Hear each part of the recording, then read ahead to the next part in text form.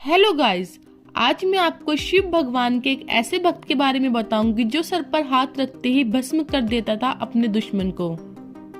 Hello guys, मैं आप सभी का अपने यूट्यूब चैनल पर स्वागत करती हूँ। एक समय की बात है, भस्मासुर नाम का एक असुर था।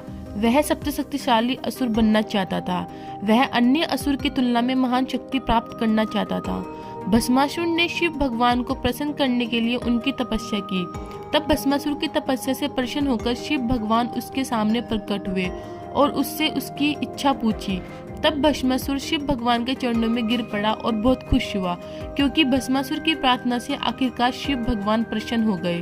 भगवान शिव भस्मासुर पर मुस्कुराए। उन्होंने भस्मासुर से पूछा, तुम भस्मासुर क्या चाहते हो? भस्मासुर ने उत्तर दिया, भगवान शिव में अमर होना चाहता हूँ। शिव भगवान ने भस्मासुर की इच्छा को यह कहते हुए अस्वीकार कर दिया था कि यह प्रकृति के नियमों के विरुद्ध है। उन्होंने भस्मासुर से कहा, जो व्यक्ति पैदा हुआ है उसे एक दिन मरना भी है। भस्मासुर बहुत दुखी हो गया। वह चाहता था कि भगवान शिव उसे अमर और अजय बनाए।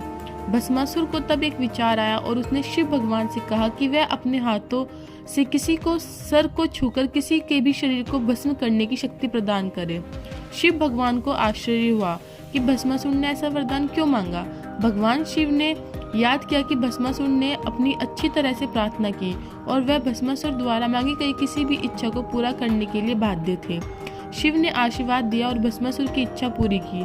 भगवान शिव उस गलती से अनजान थे जो उन्होंने की।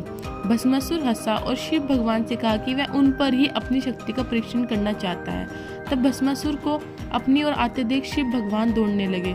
शिव भगवान ने महसूस किया कि वह अपने शब्दों को वापस नहीं ले सकती। यदि वह असुर को अपने सर को छूने की अनुमति दे दे तो वे भस्म हो जाते। यह पूरी नियति को बदल देगा, क्योंकि ऐसा नहीं होना चाहिए था। तब शिव भगवान ने विष्णु से प्रार्थना की, जो उनकी मदद करने के लिए संरक्षण भगवान थे। भस्मासुर जंगल के अंदर उनका पीछा करने लगा, लेकिन वह रुक गया। उसने देखा कि सामने एक बहुत ही सुंदर स्त्री खड़ी है। वह स्त्री इतनी रूपवती और सुंदर थी कि भस्मासुर एक क्षण के लिए भी भूल गया कि वह कौन है। उसने महिला को घूरकर देखा। उसने महिला से पूछा, तुम कौन हो? महिला ने भस्मासुर पर बोहे चढ़ाई और उससे कहा, आप किसी के घर नहीं जाते और उनसे पूछते हैं कि वे कौन है? उसने भस्मासुर से कहा कि वह उसे बताना होगा कि वह कौन है। उसने महिला से कहा कि वह भस्मासुर है। महिला ने भस्मासुर से कहा, भस्मासुर, अब तुम मेरा नाम पूछ सकते हो। भस्मासुर ने सुंदर स्त्री से पूछा कि वह कौन है। सुंदर स्त्री ने उत्तर दिया कि वह मोहिनी है। फिर उसने मोहिनी से उनसे शादी करने के लिए कहा। मोहिनी हंसी और चली गई। भस्मासुर ने मोहिनी का पीछा किया और धीरे धीरे अपने बारे में सब कुछ पूछा। मोहिनी ने कहा कि वह अपने पिता माता के साथ जंगल में रहती है। वह अपने घर में पूजा के लिए कुछ फूल लेने के लिए जंगल में आई थी। भस्मासुर ने मोहिनी से कहा कि अगर वह उसे शादी करेगा तो वह उसे हमेशा ख्याल रखेगा और खुश रखेगा। मोहिनी उदास लग रही थी। उसने भस्मासुर को एक सुंदर व्यक्ति कहा। भस्मासुर जानना चाहता था कि मोहिनी क्यों दुखी है। मोहिनी ने भस्मासुर से कहा कि वह एक नर्तकी है। जब वह छोटी थी तो उसने वादा किया था कि वह उसी व्यक्ति से शादी करेगी जो उसके साथ नृत्य करेगा। भस्मासुर चौंक गया और उसने पलक झपकाई। उन्होंने अपने पूरे जीवन में कभी नृत्य नहीं किया।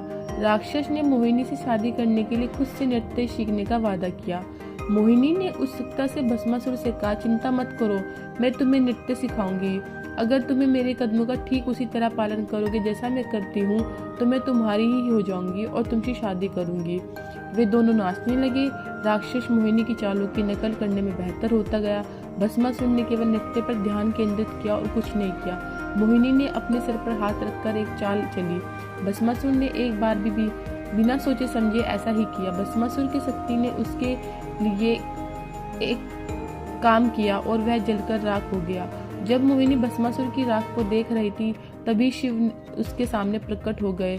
उसने मोहिनी को धन्यवाद दिया और उनसे जवाब दिया, आपका स्वागत है। किसी की इच्छा पूरी करने से पहले 2 बार सोचे। वह गायब हो गई और विष्णु उसके स्थान पर खड़े हो गए। भगवान शिव ने भगवान विष्णु को उनकी मदद करने और भस्मासुर से बचाने के लिए धन्यवाद दिया।